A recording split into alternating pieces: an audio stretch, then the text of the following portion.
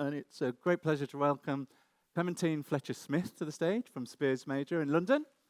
Over to you, Clem. Okay. Just checking. Oh, yeah, you can hear me, I hope. Hello. So I've got the after-lunch slot, which I've had before, and I'm conscious that everyone might be a little, relaxed and need a little invigorating to sort of enjoy the afternoon. Just an introduction to who I am. So I'm a lighting designer at a practice called Speirs Major Light Architecture. I studied architecture as a kind of academic introduction to the design world. I didn't yet know what I wanted to do. I started with interest in textiles and sort of set design and making things, but decided to go into architecture. And it was only when I was in my third year of architecture that I met someone who worked in the lighting industry, and I realized that this whole other world existed. And my father was an architect and my mother was a psychologist. And actually I sort of feel like light architecture or architectural lighting is this kind of joining of the two. It's about the sort of behavioral aspects of how people enjoy architecture. So I have been working at Speirs Major for 20 years. I'm a partner, and I think one of the things that sets us apart perhaps from some other light and design practices is the diversity of the projects we get to work on. We work on a huge range of project types. We work on historic architecture, big infrastructure projects, theatres, exhibitions, airports, all sorts of projects. And I guess what probably draws us to particular projects is when a client wants to do something really special. So we don't get so involved in, there's many spaces that need good architectural lighting, but we tend to get involved in those projects that just are about something a little bit different, which for us is brilliant because it means we have this amazing opportunity to do something really creative. But it isn't just architecture, it's the built environment as a whole. So we do a lot of projects that are landscape projects or sort of urban master planning projects. And I guess whether it's a building or an outdoor space, it's about transforming people's experience using light. And this term light architecture is something that we use quite a lot. It's about embedding artificial light and natural light into the architecture. It's not about adding stuff on, it's about working with the design team from the very early stages to make it a kind of integral part of what the experience of that space is going to be, particularly as cities are used increasingly 24/7. People's experience of those spaces after dark is a fundamental part of how they're experienced. This is the Copenhagen Opera House where, actually the discussions with the architect about the finish of the soffit was really fundamental to the architecture, but fundamental to the light as well. So we try to get involved in the architecture of the light as well. So when Sharon asked me to give a talk at this event, I was a little intimidated because entertainment lighting is not what I feel like I'm involved in at all. So at first I was a bit hesitant, and I sort of did a bit of investigation as to, well, what does entertainment mean, really? And just looking at the sort of description of it, this idea that it's an activity that holds people's attention or interest and gives pleasure and delight, I was like, well, actually, that is something that architectural lighting design does as well. And then looking a little bit at the etymology of the word, which is a French and Latin origin of the word, it's this idea of holding something mutually. And I think that was a really nice thing to think about, that actually it's about people holding something collectively and how they appreciate something. And that very much works into our architectural work. I think one of the things possibly that differentiates the work that I do with the work that perhaps many of you do is the time period that we work on things for. I think we have people who sort of transiently walk through our spaces and appreciate them sort of en route, whereas I think entertainment lighting has a much more of a kind of captive audience who are sat and watching something for a set period of time. So I think there are lots of overlaps, but there's a very different kind of way that these types of light are experienced. And I just wanted to talk a little bit about inspiration. So this is, I imagine every lighting designer, anyone who works in light, is going to talk about natural light. And Christina, I think you talked about sun earlier on. I think everything that we're going to ever learn about lighting design or apply in our designs, you can learn from nature first. And in some way, it's a kind of form of entertainment. On a flat day, you don't really take much notice of it, but when the sun comes out and it catches something, or there's a reflection or a silhouette or whatever, it becomes this really striking feature, and it's something that draws your attention and becomes the focal point. And I think it's not just natural light, but it's nature as well. I think when talking about design, we always talk about the composition of the color and the texture and the contrast. And it's about how you make things look and actually how that makes people feel. It has a profound impact on us, what our visual environment looks like. I wanted to put this slide in as well, because this is a smoke bush in my front garden at the moment, and I think in autumn, which is like the full glory of entertainment from nature, I think I probably pick up about as many leaves as my kids do and bring them home, but it's like incredible lessons learned on color and contrast and texture, and so everything around us, I think we have this innate connection with nature. We're creatures of this planet, so we all have this connection with nature. And I guess what's challenging is, given all this inspiration and connection we have with nature, we live in such an urban environment. So I guess part of what we try to do is, how do we bring some of that joy and inspiration into the urban world, into architecture? And we're inspired by history of architecture, particularly buildings that were built before there was electricity, and how talking about the history of light before, and starting off with flame, but even just natural light, how Gothic cathedrals bring natural light into a space and carve and sculpt the form, is a huge inspiration to us, as is art and sort of contemporary art and what's going on around us. And we try and sort of bring this into our work.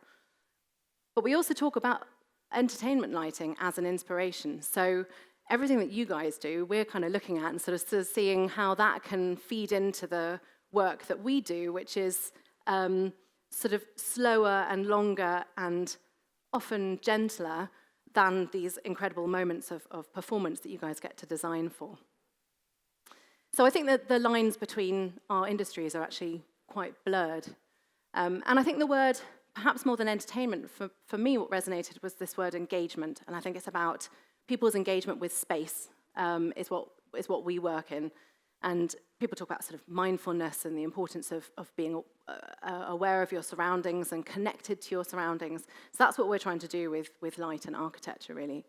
And people are moths, so they are inherently drawn to light, and it is amazing the profound impact you can have on the way people feel and the way people behave in spaces. So naturally, with fire and flame, but also artificially. This was a small play I went to see at the Soho Theatre, where super simple set, and the focus is very much the performance, but the atmosphere is entirely led by the lighting.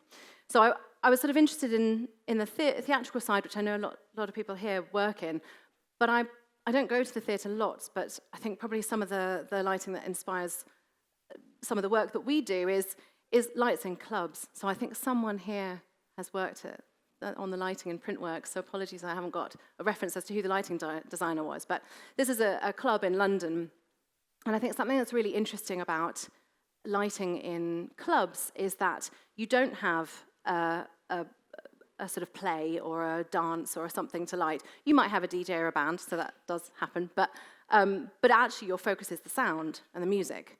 So then the light, a bit like the show we saw just a little bit earlier on, the light becomes your visual focus. So it's really interesting that, in our world, actually the architecture is the focus, or the landscape is the focus, but in clubs, actually the light itself becomes this really physical thing. There might well be screens, but actually, as you can see in this space already, light becomes this, almost like this construction material. It's not bricks and mortar, it's light made physical, which I find really captivating, because it isn't something that we do in our work very often. This is Drumshed, so another club in London, and beams, I particularly like this image, which is used, the light is used very architecturally. You're kind of carving up the space, you're creating form, you're almost creating walls or spaces, but with something that's so ephemeral that it can then just disappear. And I think using light as a building material is this lovely kind of adjunct to the work that we do. This is another Printworks image, and this space, if any of you have ever been, it's like this huge cavernous space, and to use light to completely bring it down to create this sort of intimate scale, I think is incredible. They've got all sorts of moving screens and booms and things as well, and they also lower a screen so you have this luminous ceiling just above your head, and then it kind of lifts back up and you have the full glory of the space. So there's this unbelievable transformation in a kind of single moment. And we reveal space, so rather than constructing a space, we have the architecture there already. What we're working with is solid and isn't moving. So we look at, well, how can we animate it? How can we reveal it and change it and transform it whilst it still stays, solid as it is? This is the Pannonhalma Monastery in Hungary. We worked on with John Pawson, architects, who are very minimal architects. And it was very much about this choreography of revealing different scenes that respond to the different ways that the space would be used. And the total transformation of scale, I think the images show it's very theatrical. But it is actually about how they use their space over a long period of time.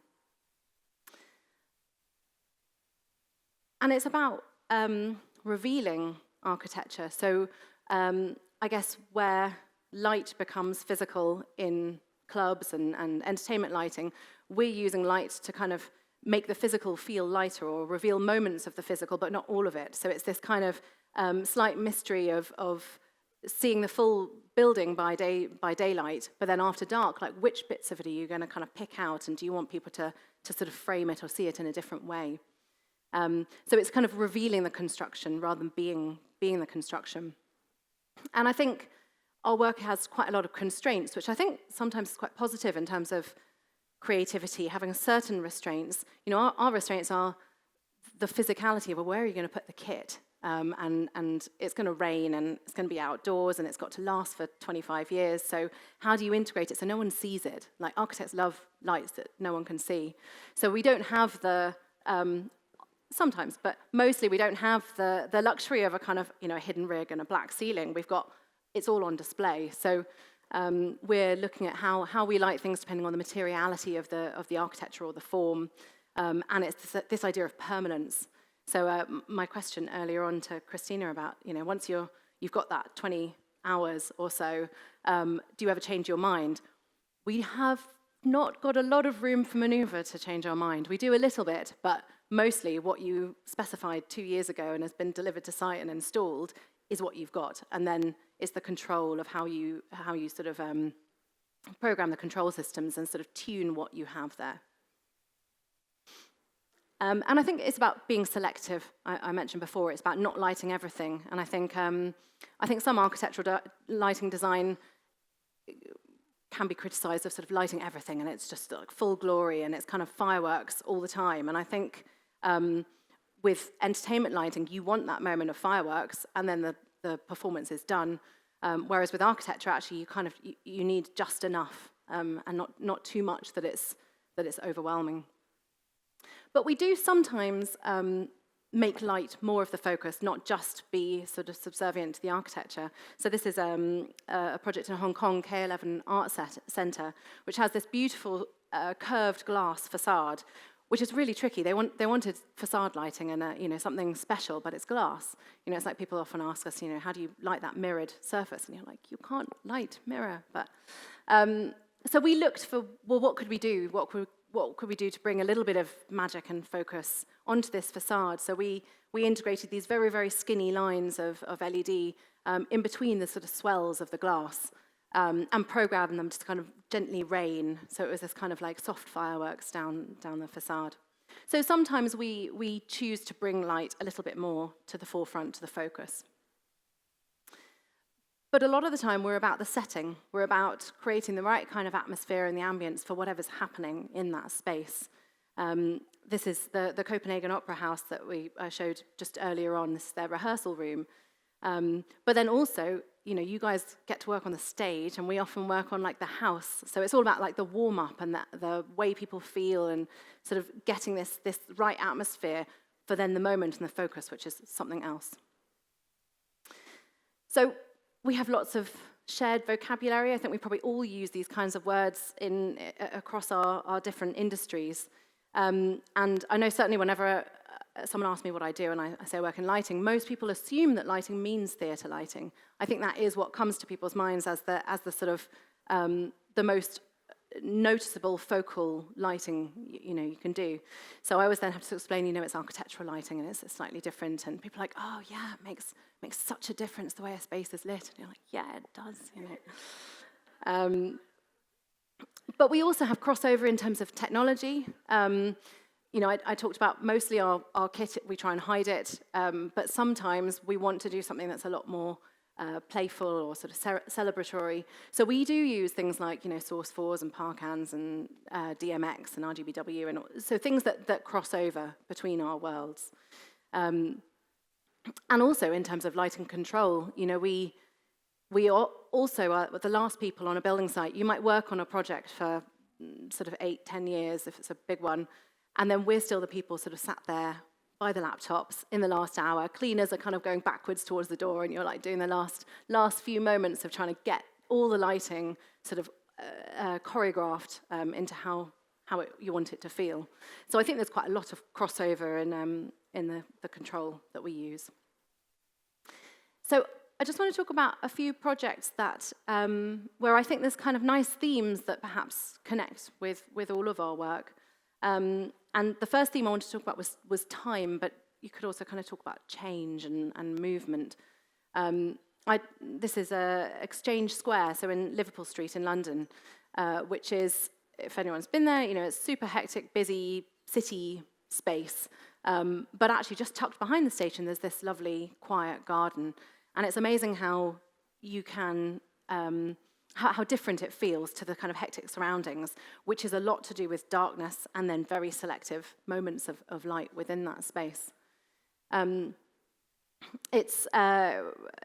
think one of the things that was quite nice about the project, where I talk about architecture being static and solid and it doesn't move, actually when you get to work on projects outdoors, you do have a bit more opportunity for natural movement. So this is a project where there was quite a lot of sort of biophilia, so you had the moving trees and water and those things we could kind of celebrate and amplify.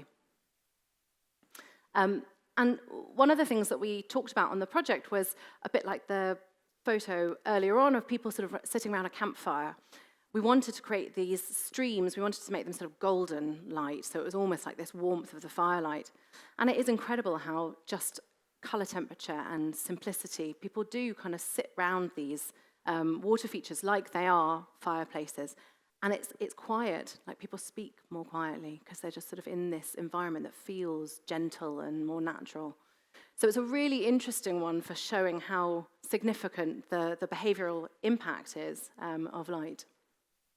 And they had nice words in the landscape design. It was things like the tree grove and the pond and the rockery. So it was all trying to be natural in obviously a very kind of hard urban environment. And I think it's moments of sort of light and movement that are, I was going to say intoxicating, but they draw you in. So it's like the flicker of a fire, and you can just kind of sit and watch this movement. And it has this really sort of contemplative feel. And I guess in theatre or in sort of entertainment, you have the movement happening on stage.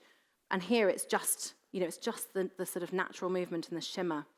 And it's this kind of hypnotic play of light. So we intentionally sort of spotlit down through the trees because we wanted to get that dapple on the floor. We wanted to sort of exaggerate, sort of amplify the sense of movement from the trees. So it's kind of like this visual manifestation of the passage of time. We're wanting people to engage with the space and the movement and the time that's sort of passing.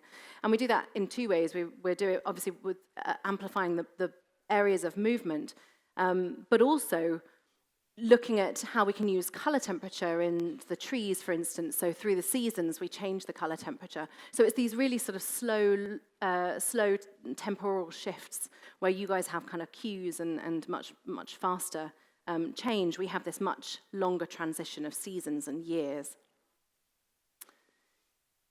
And the next project I want to talk about is the King's Cross Tunnel. So if anyone's been to King's Cross Station, if anyone's getting the Eurostar back. This was a project where we worked with the architects to design this wall, and this wall was kind of like a blank canvas. So we've got RGBW, and I think we've got a warm white and a cool white, linear strips at the top and bottom, and then this very nice sort of milky white wall. And at first it was commissioned, some artists were commissioned to develop the content, and it was this lovely sort of changing array of sort of soft pastels of the colours of King's Cross and things. But we were quite keen to get our hands on doing a bit of the content creation as well, which isn't something that we get to do very much in the architectural world. Often that is the way that we've kind of designed it, and we've kind of created the canvas and the context and the place, but then a light artist kind of then does the final fun bit. So it was very nice that we got to work on this project. So we worked on a piece where we were looking at effectively a kind of a series of changes in the light across the full wall, where the piece was called Half-Life. So it would halve and halve and halve and halve and leave a kind of ghost trail of the light that was there before. And it was, the aim of it really was to kind of transform the perception of the space. So you walk through this tunnel to get out of the tube station, out into sort of the new King's Cross development. And we did lots of tests where, we walked up and down this tunnel, and how long did it take you to walk, and therefore would you notice the change? And what we wanted to do was have something that constantly changed over, I think it was about 6 weeks we had the installation for. So we wanted to have these kind of series of breakdowns of colour and hue, so that we had effectively a kind of like a spiral. So we were starting in the most saturated colours, and we were kind of spiraling around with this sort of exponential breakdown, and then this kind of chaotic rebuild, and this repeated cycle throughout. So all these commuters who'd go through every day, they'd walk through, and in the pace of the walking down the tunnel, they would slowly see the wall kind of break down and break down and break down. And we had to do quite a lot of encouragement to the developers to let us make it that dark in kind of commuting time and stuff, but they kind of bought into the idea of making it sort of an art piece or a bit of an art experience. And then it would kind of rebuild back to this sort of scatter of light. And it was about making mundane moments special. So, it's a lovely tunnel, and it's been designed very nicely, and, but actually people, don't always take notice of their surroundings. So this was where we wanted to kind of really bring people's attention to what was going on. And it's lovely. It features in not our content, but whatever content's going on in the wall, features in lots of TV, and people Instagram it, and it's one of those little moments where people kind of stop and want to look at the artwork. The next project I want to talk about is a project where there was a really strong narrative, and narrative was said earlier on as well in terms of sort of crossover themes. So this is the whiskey distillery called the Macallan, is the brand you might know, up in Scotland that we got to work on. So this was one of those projects that was I think it was about 6 or 8 years project. So it's a long one where they were building a whole new whiskey distillery from scratch. And the people who commissioned us were very keen on the importance of light, sort of, I guess, amplifying their brand and making people believe in this incredibly special product. So they wanted to create this world-class visitor experience centre. What they had was a kind of warehouse, which is what, if you've ever been to whiskey distilleries, they have a typical format, and you get a little tour. And what they wanted to do was completely change it, make it very theatrical, make it this incredible experience that all kind of tied in with like how amazing this brand and this product was. So we had a very clear brief of make it magical, make it really special, which is where the kind of theatrical lighting approach comes in. And they have lots of their own sort of stories and narratives. They talk about, you know, the time that the whiskey spends in the casks and all of the flavors that sort of embed into the product from the casks, and they have all these lovely sort of romantic old stories about, you know, the sort of history of the product. So we were trying to sort of, you know, amplify this this sense of this product being very special, but they were building a massive warehouse. So we were like, it's not this tiny little boutique thing, it's actually this huge space, which is where, you know, actually using light to reveal little moments of it at a time was something that we talked about with them, a bit like we were for Pannonhalma Monastery. We talked about wanting to just show people one area, and then they've taken on a tour and moved around and reveal the next area and then turn it off and reveal the next area. So you never saw the full, you know, the full entirety of the space, which was quite a big industrial unit, all at the same time. We also talked to them about using light and colour to help tell the story about how the whiskey is made. So people who go on the tour of the distillery get talked about all the different processes. So you've got the washbacks, which are the big silver drums, which are a much cooler process, and then you get the last bit, which is the stills, which are the copper hot, you know, the hottest process. So we talked about, you know, let's use colour and help tell that story, so you're not just having to, you know, explain it. It's visually expressed there for you.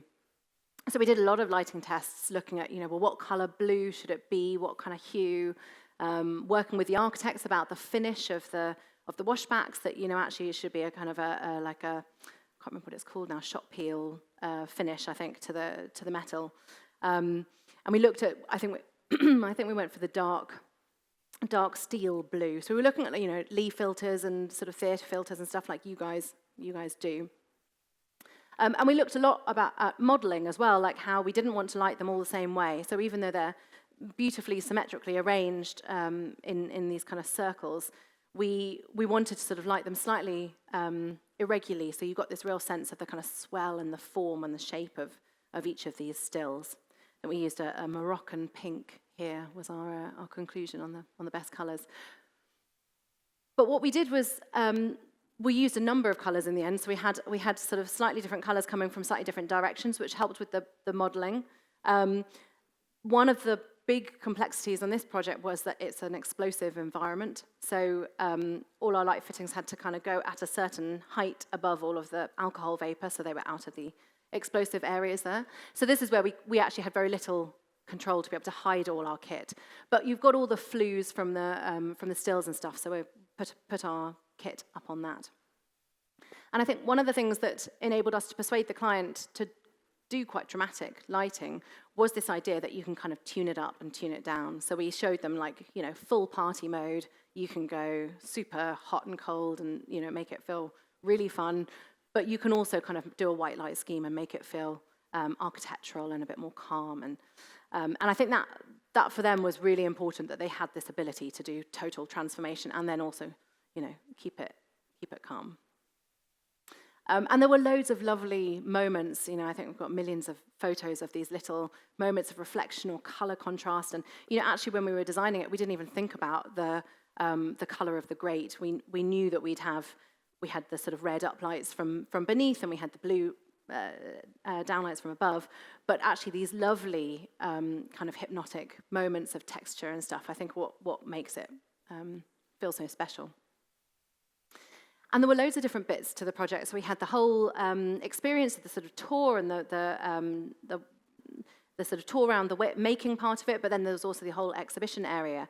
So we worked very closely with exhibition designers called Atelier Bruckner, who curated these, again, mostly kind of moving and transitional exhibition experiences, where this was talking about how the casks themselves were made. And so, you know, we would talk to them about, you know, how do you make fire and using light, and had to work very closely with their control system and our control system to make sure that all the kind of audio cues and the sound cues would all sort of stitch up together.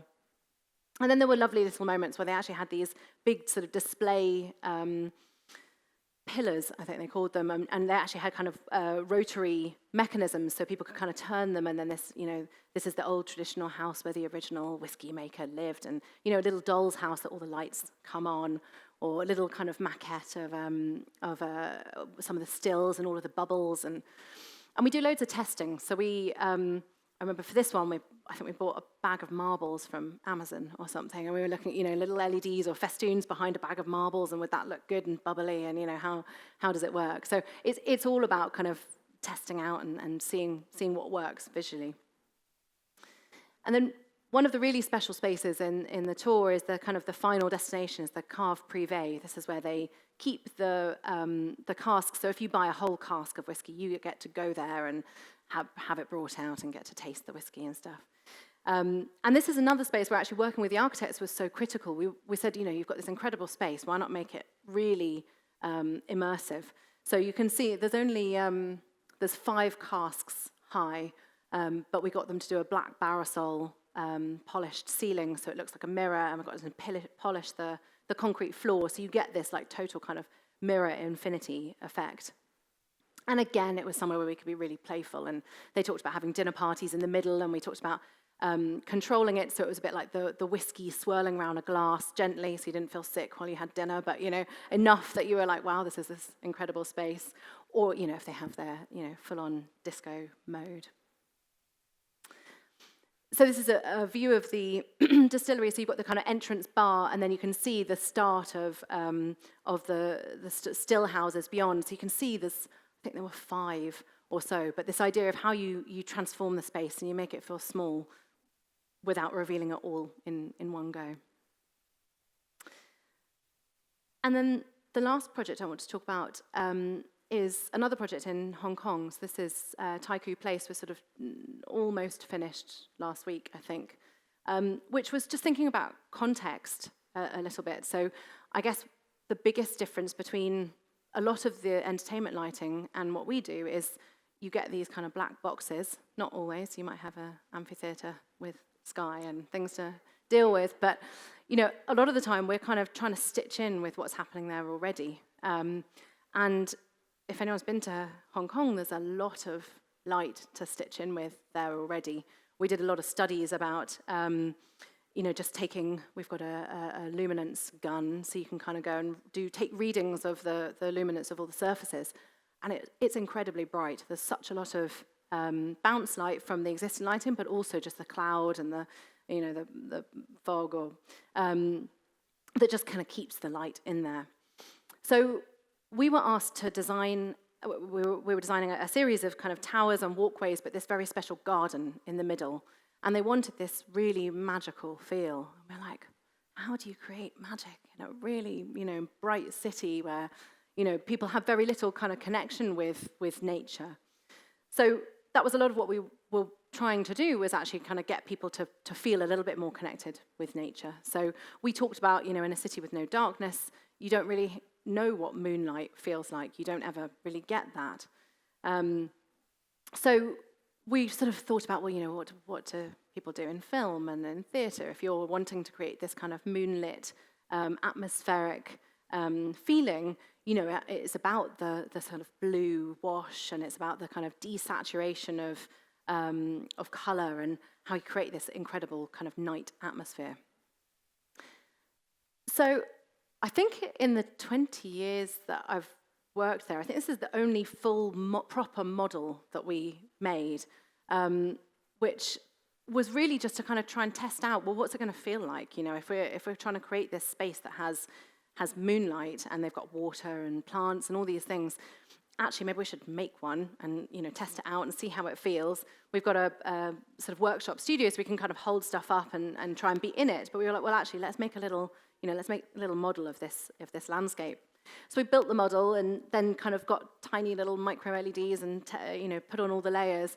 And we were looking at, a bit like we often do with visuals and sketches and things, kind of storytelling the layers of light to bring the client along with the experience of what we were trying to do.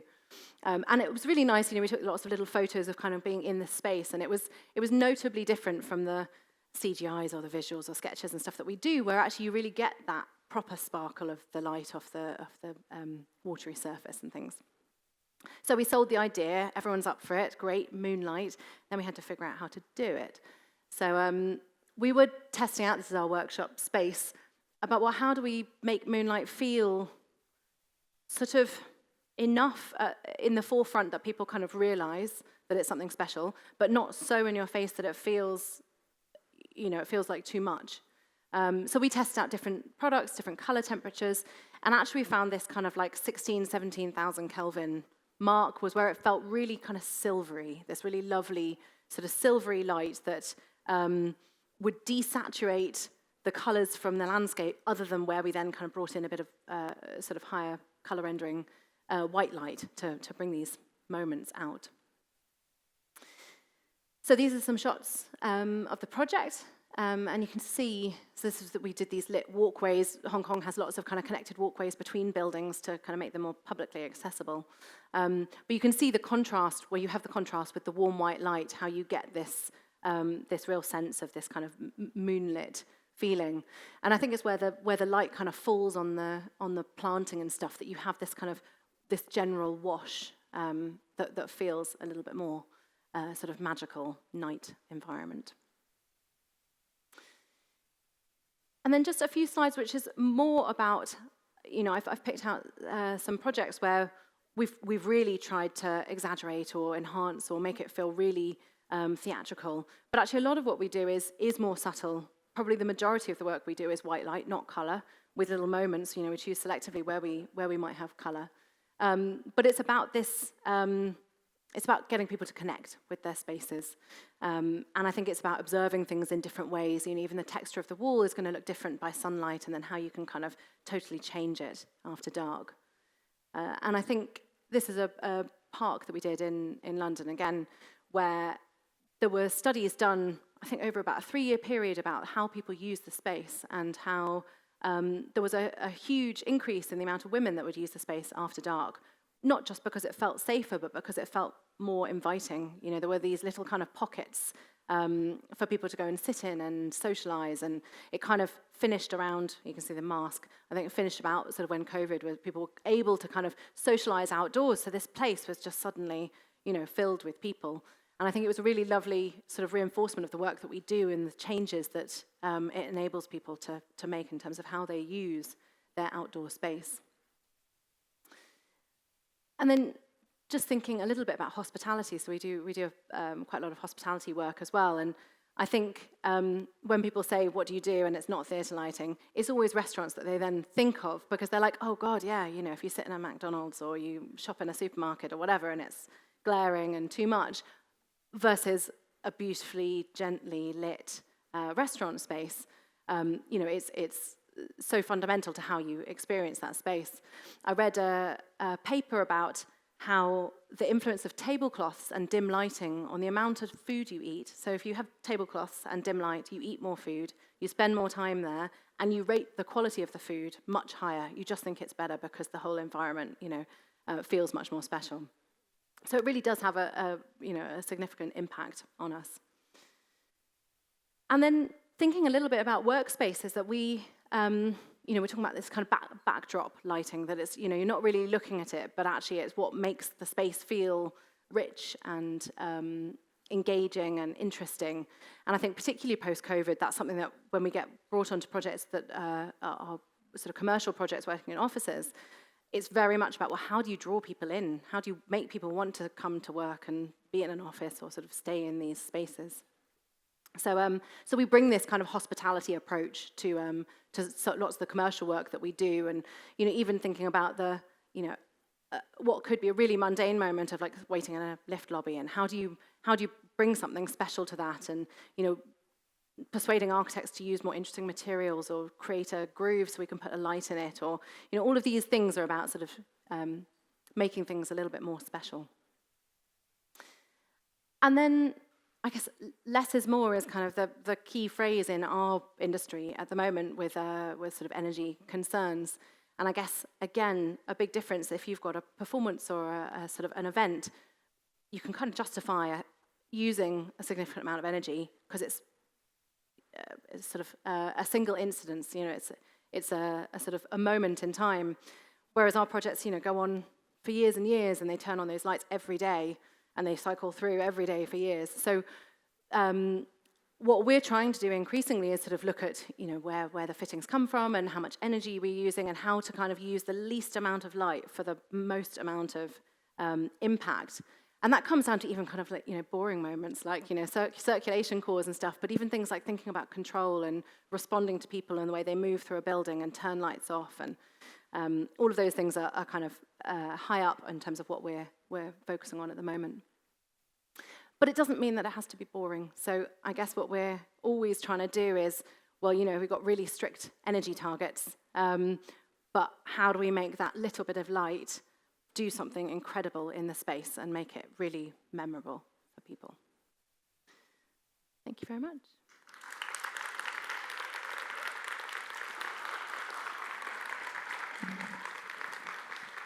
Thank you. We're a little bit behind schedule, so we're just going to maybe take a couple of questions and then move on to the last talk. The hands are up already. Okay, so we'll take these two. So, Kat first, yeah?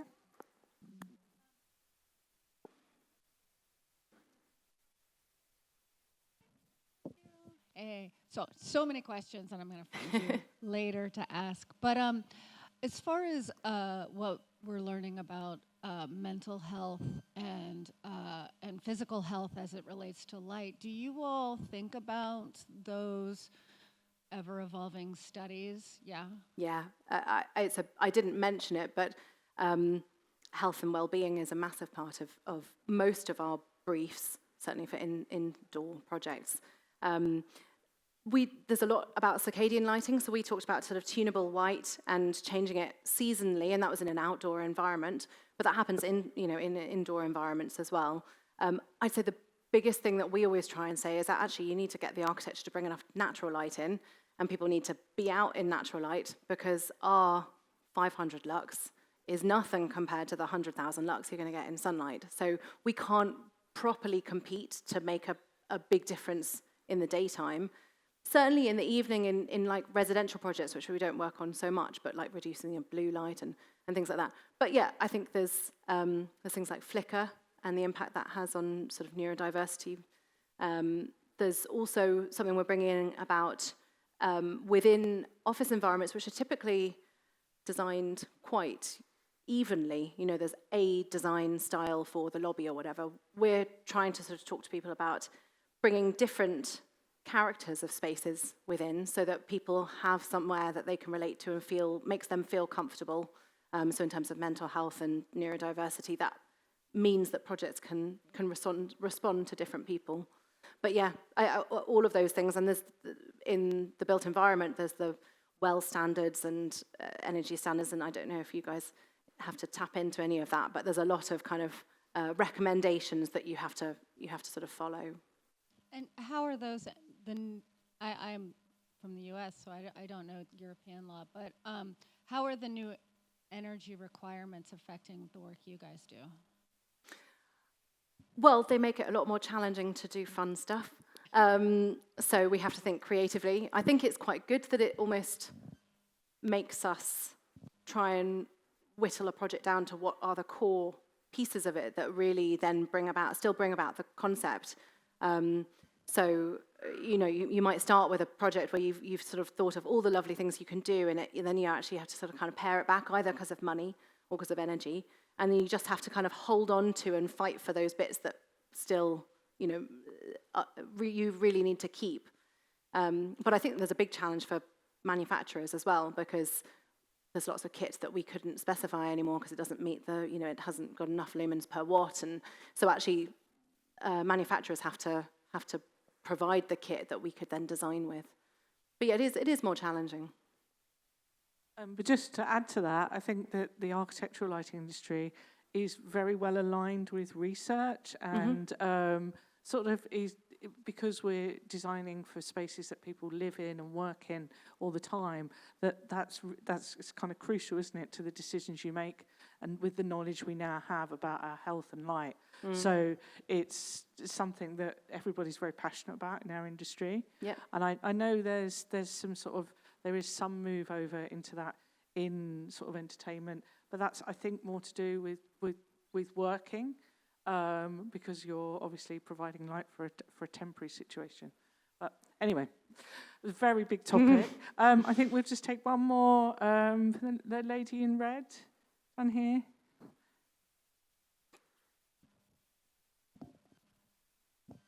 Hi, thank you so much for your wonderful presentation. I just want to ask somewhat a similar question about how your work is being impacted by like the increasing awareness and legislation around light pollution, especially in your outdoor work.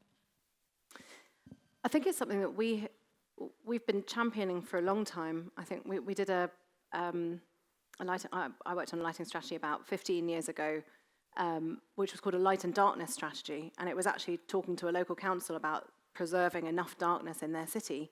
So it's something that in theatre or entertainment, you understand the importance of darkness. And I think some lighting designers in the architectural world sort of forget about that and kind of more is more. But I mean, good design, you can still do special lighting, but without having to sort of spill loads of light into the sky. You just need to do it carefully and sort of strategically. We did I was on a lighting test the other week up on a rooftop beside the National Theatre in London, and you could see there was loads of light in the sky from the theatre next to us, and then we were lighting a big vertical surface but had a really nice capping detail, and it was a misty night, and we could see there was like no light thrown up in the sky. So you can do it just requires care and thought. But your Speirs Major was famous for, I think, being one of the first companies to have a client that wanted you to light something, so Kew Gardens and the Sackler Crossing, Yeah. and you said no, essentially, and instead of doing, lighting up all the trees, the lighting scheme is the most minimalist thing ever of the crossing, which is kind of most people, you wouldn't say to your client, no, that's not what we're going to do. But you didn't feel it was right for that environment. I think that happens a lot with facades. I think we're quite restrained in terms of which facades we think should be lit or not. And, if it's a piece of historic architecture, you might have more justification. But just because some developer has, put up a tower doesn't mean it necessarily deserves to be lit. So we do have uncomfortable conversations with clients quite a lot about that. But, we were talking about it yesterday, weren't we? About Battersea Power Station, which is another one of their iconic projects, and about how amazing it is that it's one of the few things in London, because we don't have legislation about turning things off at a certain time, like France, because France is brilliant at that. But it's amazing to see the towers off at night, so they're on for a certain amount of time, and then they're gone, and that's because that's a conversation you've driven to make that happen. Yeah, we... for anyone who knows, the power station it was an active power station for a certain number of years, and then it was derelict for longer than it was actually active. So we wanted to celebrate the history of it being an industrial power station, but also the history of it being this like brooding silhouette on the city skyline. So we said to them, you have to have moments where it's properly dark, because that's part of the kind of history of the building. So yeah, I think darkness is a big part of what we do. Okay, thank you. If you've got any more questions, then later